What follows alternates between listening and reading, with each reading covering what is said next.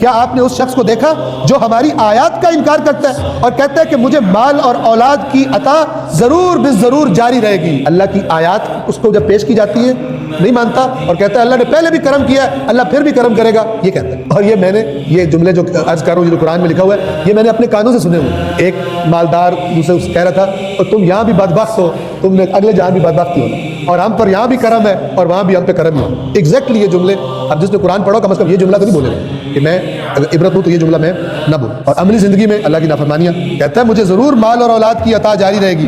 78 کیا اس نے غیب کی اطلاع حاصل کر لی؟ اس کو غیب پتہ لگ گیا ہے اللہ کی طرف سے، یا خدائے رحمان سے اس نے کوئی عہد لے رکھا ہے؟ 79 ہرگز نہیں، یہ جو کچھ کہتا ہے ہم اسے لکھ لیں گے اور ہم اس کے عذاب میں مزید اضافہ کر دیں گے۔ 80 اور جو کچھ وہ کہتا ہے ہم اس کے ہم مالک بن جائیں گے۔